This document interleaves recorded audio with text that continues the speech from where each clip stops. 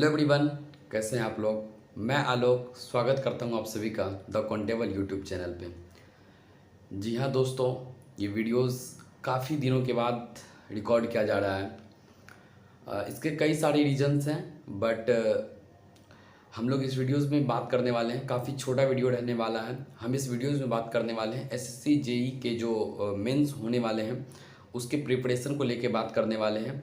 इसके जस्ट बाद एक वीडियो अपलोड की जाएगी, उसमें सेल के जो रिज़ल्ट आए हैं और उसमें जो स्किल टेस्ट कंडक्ट किए गए हैं, किए जाने हैं आगे, उसके बारे में हम लोग बात करने वाले हैं। सबसे पहले जिन बच्चों के एसएससी जेई सीबीटी 1 में अच्छे स्कोर हुए हैं उन सभी को मेरी तरफ से ढेर सारा शुभकामनाएं और रिज़ल्ट अच्छा हुआ, कॉन्ग्रेचुलेसन। लेकिन आपको पता होना चाहिए कि अभी एक पड़ाव आपने पार किया है, दूसरा पड़ाव अभी पार करना बाकी है। उम्मीद करते हैं सारे बच्चे अपनी तैयारी बहुत पहले ही स्टार्ट कर दिए होंगे, आंसर की के बाद से ही तैयारी स्टार्ट कर दिए होंगे। और एक सीरियस स्टूडेंट की ये पहचान भी है कि वो बिना रुके थके बस एक स्टेप की बात है वो इसे पार करें। और जहाँ तक मेरा और मेरे साथ साथ मैंने जितने लोगों से भी मिले हैं, बातें की है, किसी भी एग्ज़ाम जिनमें दो स्टेज होते हैं, फर्स्ट स्टेज सबसे ज़्यादा इम्पोर्टेंस रखता है क्योंकि वहाँ नंबर ऑफ स्टूडेंट्स ज़्यादा हैं, कंपटीशन ज़्यादा होते हैं। और सेकंड स्टेप में as compared to first step competition थोड़ा कम होता है, कंपटीशन रहता है पर थोड़ा कम होता है। आप सभी को इस बात से मोटिवेट रहना चाहिए कि आपने वो एक पड़ाव को पार कर लिया है, अब आपके पास एक दूसरी पड़ाव है एसएससी जेई मेंस के लिए। तो आइए हम लोग बात करते हैं मेंस को लेके। सबसे पहले तो जिन बच्चों ने एसएससी जेई के मेंस की तैयारी स्टार्ट की है उनसे मेरा सलाह रहेगा कि एक तो आप सबसे पहले जिस भी डिसिप्लिन से बिलोंग करते हैं, जिस भी ब्रांच से आप बिलोंग करते हैं, आइदर सिविल, मैकेनिकल और इलेक्ट्रिकल, आप सबसे पहले नॉन टेक को साइड करें। सिर्फ और सिर्फ आपके टेबल्स पे, आपके स्टडी पॉइंट्स पे, आपके टेक्निकल के नोट्स, आपके टेक्निकल के बुक्स और जो भी सारे कंटेंट है वो एक जगह आ जाए। उसके बाद चीज़ें बहुत ज़्यादा नहीं बदलेंगी। कहने का सेंस कि ऑब्जेक्टिव एग्ज़ाम है। पिछले साल के एग्ज़ाम पेपर को आपने देखा होगा जो कि 4 दिसंबर 2023 को हुआ था। पेपर का लेवल आप लोगों ने देखा होगा। मुझे पेपर के बारे में जहाँ तक जानकारी है, इलेक्ट्रिकल मैकेनिकल के पेपर इतने थे कि लड़के 90 क्वेश्चन अटैम्प्ट कर रहे हैं, 90 क्वेश्चन सही अटैम्प्ट कर रहे हैं, 90 प्लस अटैम्प्ट कर रहे हैं। तो ये चीज़ बता रहा है कि एक्यूरेसी 1/3 निगेटिव के बावजूद लड़के 90 प्लस अप्रोच किए। मतलब उस बार क्वेश्चंस का लेवल रियली में थोड़ा लो था एक्सपेक्टेशन से। हो सकता है इसके कई कारण हो। फर्स्ट टाइम एसएससी के लिए भी ये फर्स्ट टाइम था मेंस ऑब्जेक्टिव, और स्टूडेंट के लिए भी फर्स्ट टाइम था, तो इसको बैलेंस करने के लिए हो सकता है पेपर लो आया। बट इस बार हम अपनी तैयारी को उस लेवल तक रखें कि हम आराम से सेफ जोन में रहें, हमेशा सेफ्टी फैक्टर अपने तरफ से बढ़ा के रखें। इसीलिए आप लोगों से कहना है कि वो प्रीवियस पेपर को आप लोग ज़रूर लगाएं, जो पिछला मेंस हुआ है ऑब्जेक्टिव उसको लगाएं। उसके साथ साथ आपकी तैयारी उस लेवल की हो। और वो तैयारी कैसे होगी? फॉर एग्जांपल, जब आप किसी सब्जेक्ट को लेते हैं, अभी डेट का अनाउंस नहीं किया गया है मेंस का, तो अभी आपके पास समय है, 50 दिन तो कम से कम समय होने हैं। तो अच्छा रहेगा कि जैसे जिस चैप्टर को स्टार्ट करना है, अगर मैं इलेक्ट्रिकल की बात करूं तो अगर वो पेपर स्टार्ट करना चाहते हैं मशीन का, तो वो एक ट्रांसफार्मर को उसी वे में उठाएंगे, यानी कि जीरो से लेके उनके पास सारी चीज़ लिखी हुई है, ना नोट्स बनाने का टेंशन है, ना कुछ लिखने का टेंशन है। वो बस क्या करें कि जिस न्यूमेरिकल्स को, जिस पोर्शन को प्री में स्किप कर दे रहे थे उसे एक बार देख ले मेंस के लिए। बहुत ज़्यादा मतलब यूनिक करने की ज़रूरत नहीं है, क्योंकि ऑब्जेक्टिव एग्जाम का एक फिक्स पैटर्न है। क्वेश्चन 3 लेवल में जनरली रहते हैं किसी भी एग्जाम के। इसमें भी लगभग 20 क्वेश्चन ऐसे होंगे जो कि थ्योरेटिकल होंगे, 20 से 25 या 30 क्वेश्चन भी हो सकते हैं जो कि आप देखेंगे और टिक आउट करेंगे। विदिन 10 सेकेंड वाला वो क्वेश्चन होगा।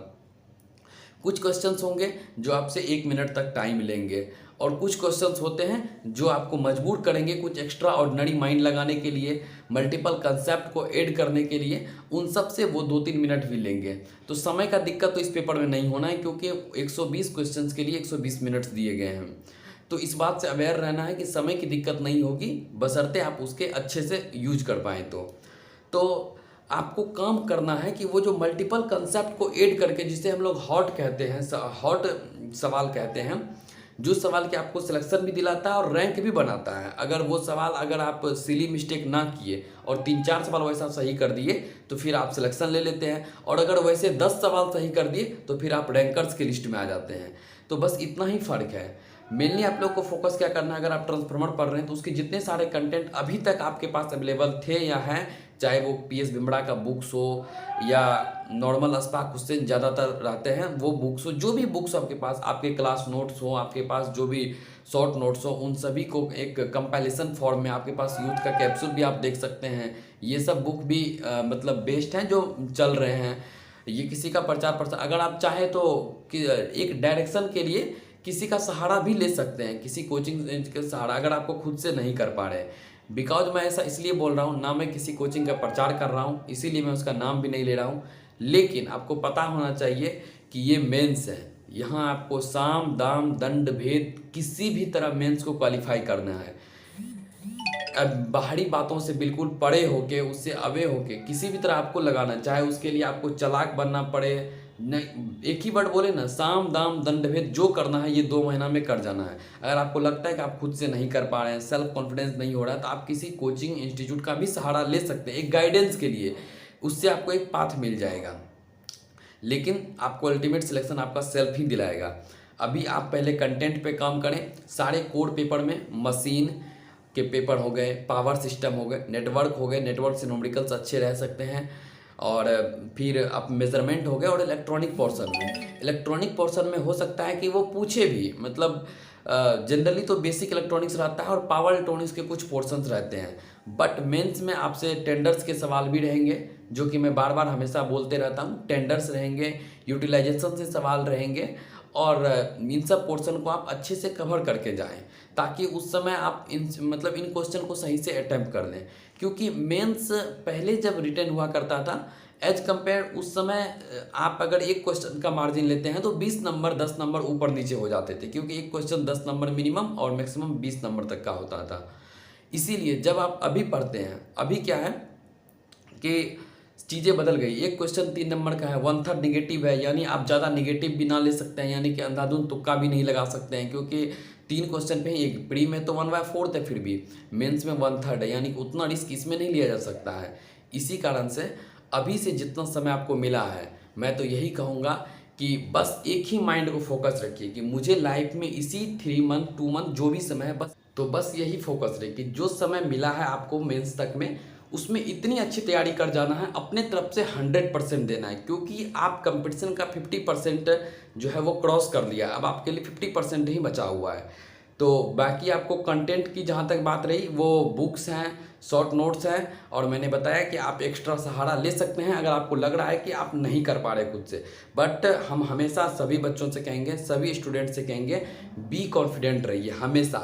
मैंने एक चीज़ खुद में नोटिस की इस बात को लेके, मैं भी जब तैयारी करता हूँ या जब उस समय भी कर रहा था, अपने आप में हमेशा कॉन्फिडेंस था, होना ना होना अलग की बात है, बट था कि SSC JEE मेंस दे रहे हैं, CPWD तो मिल जाएगी, मन में ये था। अगर बहुत अच्छा दिन गया, ये गया, तो रैंक मिल जाएगी, बस इतना था, बट मिल जाएगी, कॉन्फिडेंस हमेशा था। बाकी तो वो पेपर डिसाइड करेगा क्या होना है नहीं होना है, किसका नसीब कहाँ साथ देता है, बट अपने तरफ से हमेशा बी कॉन्फिडेंट रहे। जो भी सिविल के बच्चे हैं, वो जो भी बच्चे बॉर्डर पे हैं, जिनको लग रहा है कि कट ऑफ इसके आसपास जा सकता है, अभी तक आपने बहुत सारे रैंक चेक जो करने वाले वेबसाइट हैं उन सभी से, या अपने सीनियर जूनियर सबसे पूछ के एक आइडिया लग गया होगा कि आप मेंस में एलिजिबल होने वाले हैं या नहीं। इसीलिए मैं इस पर कोई टिप्पणी नहीं करना चाहता हूँ कि स्कोर कितने रहने वाले हैं, कट ऑफ कितने रहने वाले हैं। जिनको भी लग रहा है कि वो प्री क्वालिफाई कर सकते हैं, वो ज़रूर मेंस का तैयारी करें। अल्टीमेट तैयारी आपकी ही होगी। अगर आपका मेंस 1 नंबर 2 नंबर से रह भी जाता है, छूट भी जाता है, फिर भी ओवरऑल तैयारी आप ही की होगी, तैयारी इम्प्रूवमेंट आप ही में होगा। इसीलिए बहुत लंबा ये वीडियो को नहीं खींचते हुए कंक्लूजन यही है कि जो भी समय बचा है उस समय को प्रॉपर वे में सिर्फ टेक्निकल पे फोकस करते हुए, सारे बुक्स सारे कंटेंट को एक टेबल पे सेंट्रलाइज करते हुए, वहाँ से सारी चीज़ों को सीरियल वाइज, एक बार आप जिस तरह से स्टार्टिंग में पढ़ते हैं मशीन 0 से लेके अंत तक सीरियल वाइज पढ़ेंगे, उसी तरह नेटवर्क के सारे कंसेप्ट को देख जाएंगे। और इसमें बहुत कम समय लगेंगे। अगर आप नेटवर्क का रिवीजन करेंगे तो आप क्या KCL KVL तो बदल नहीं जाएगा, रूल्स सारे वही रहेंगे। होगा क्या, आप प्री में इंडिपेंडेंट सोर्स के सवाल लगाते थे, हो सकता है मेंस में एक दो सवाल डिपेंडेंट सोर्स से भी आ जाए जो कि 2 मिनट ले ले।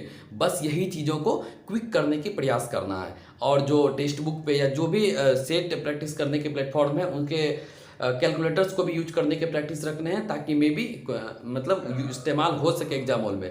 बट इतना तो मुझे जहाँ तक लगता है पर्सनली कि पिछली बार जो मेंस हुए हैं 4 दिसंबर, उससे ये मेंस थोड़ा अलग होगा, मतलब थोड़ा लेवल रहेगा इसका, अप होगा। बहुत ज़्यादा तो नहीं लेकिन थोड़ा रहेगा, क्योंकि ये सेकेंड टाइम है। कट ऑफ बहुत ज़्यादा चला गया था, पिछली बार 400 नंबर पे जाकर CPWD मिली थी, जो कि मतलब हाईएस्ट चल रहा था। और यही सारी चीज़ें हैं। बाकी आप लोग को अगर कोई दिक्कत और लग रहा हो किसी चीज़ में, तो आप टेलीग्राम पे तो कर ही सकते हैं, इस वीडियोस के कमेंट सेक्शन में भी कर सकते हैं। अभी मैं कुछ दिन हूँ फ्री, तो मैं इस पर प्रॉपर रिस्पॉन्स कर पाऊँगा। तो फिर से एक बार उन सभी बच्चों को मेरी तरफ से ढेर सारी शुभकामनाएँ, और साथ ही साथ प्री में अच्छे स्कोर लाने के लिए उसको बहुत सारा बधाई, कॉन्ग्रेचुलेसन। लेकिन अगर आप अभी आधे पड़ाव को पार कर लिए हैं, अभी मेन मंजिल आपका बाकी है, बिना उसके ये पूरा सफ़र अधूरा रह जाएगा। इसीलिए आप जी जान पूरी तरह से झोंक दें, ज़िंदगी को बस यही समझा दें कि इसी 2 मंथ लाइफ में पढ़ाई करने हैं, उसके बाद फिर हमें पढ़ाई नहीं करने हैं। बस इस माइंडसेट के साथ अपने आप को मोटिवेट रखें, और बिना किसी मतलब विश्व कप भी ख़त्म हो चुका है, समय गंवाते हुए अपनी तैयारी में जी जान झोंक दें। तो आप लोग को कोई भी दिक्कत लगे आप लोग मैसेज करेंगे, उसका प्रॉपर रिप्लाई दिया जाएगा। तो मिलते हैं हम लोग नेक्स्ट वीडियो में, तब तक के लिए धन्यवाद।